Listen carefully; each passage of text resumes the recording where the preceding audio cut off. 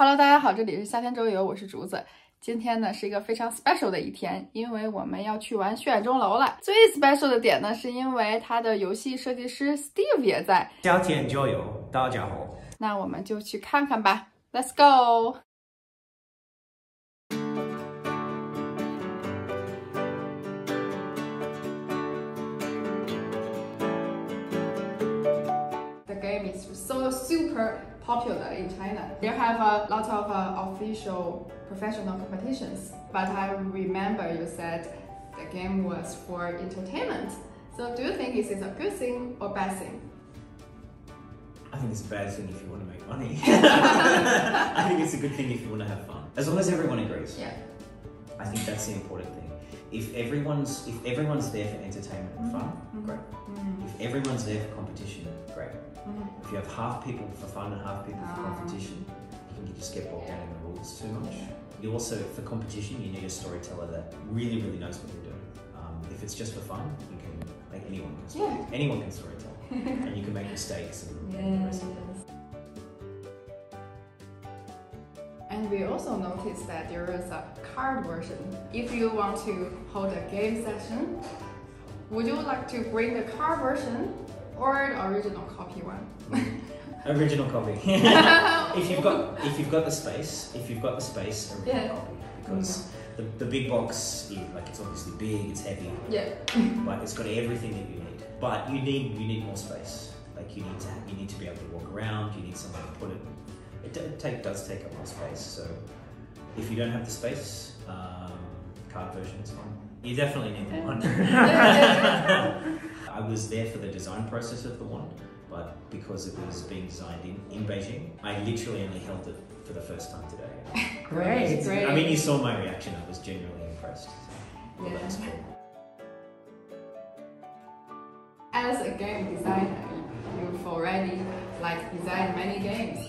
Personally, do you prefer adventure games or Euro or other types of games? Except the social deduction one. I never play Euro.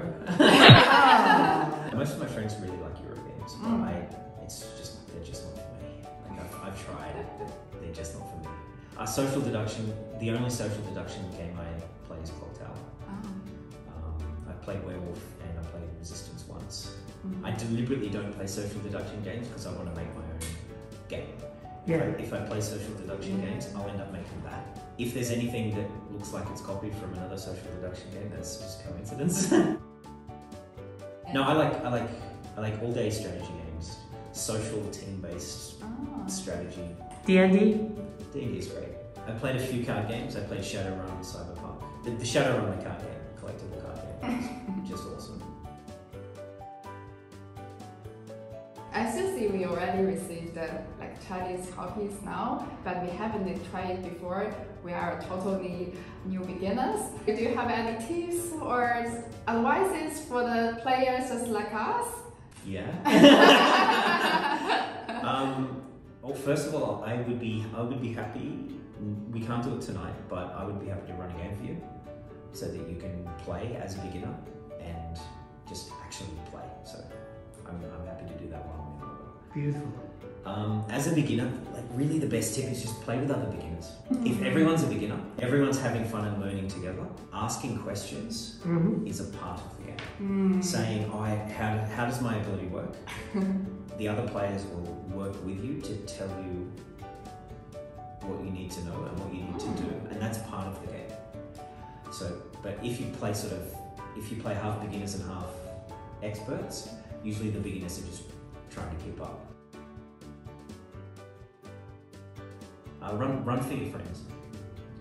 I don't recommend that if you're a beginner storyteller, don't jump online and run for a bunch of veteran experienced players. Too much pressure on that.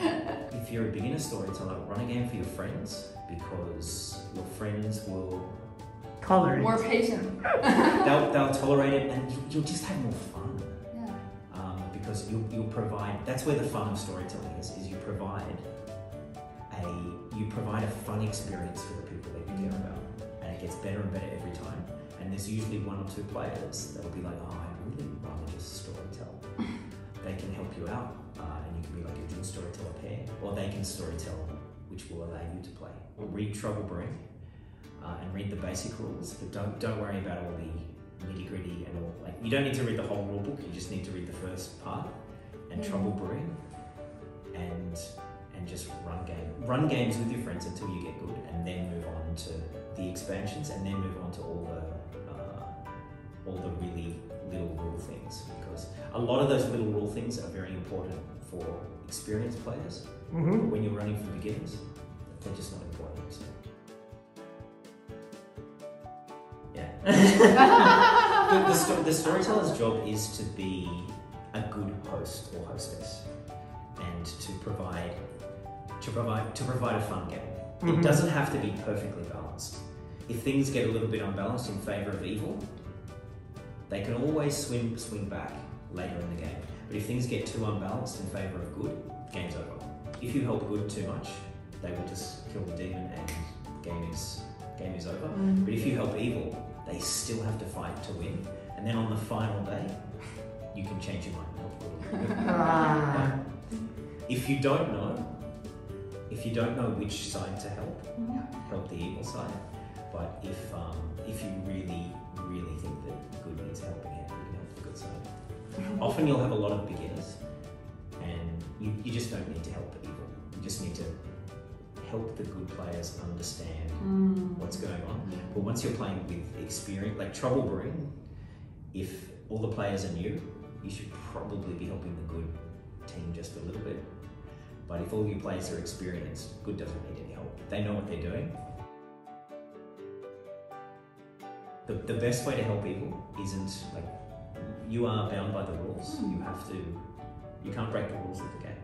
But the best way to help evil is just to listen to which characters that the evil players are bluffing as. If the poisoner is bluffing as the empath, and then the poisoner gets killed, the Undertaker learns which character they are, show empath. The evil team are making bluffs, and they know that you're listening, and they need you to support those bluffs and to make them look legitimate. And both sides will have more fun when you do that. And also, you can even have, sometimes an evil player will come up, like if I'm running a game, they'll come up and say, I'm pretending to be the savant. Can you just nod your head? Or, I'm pretending to be the artist. I want you to nod your head. And I'll just go, yeah, absolutely. Or they'll say, I'm pretending to be the savant. And I'll say, not a problem. I'll just pretend to look in my grimoire, and I'll think. And I'll say, and I'll just waste their time. Because I'm making this player look like they actually are the savant. Or I'll get an evil player come up and say, look, I just don't know. What kind of question would an artist ask? And I'll say, well, the artist would ask these kind of questions. I'm helping you out. I'm not giving you the game. I'm not making you win.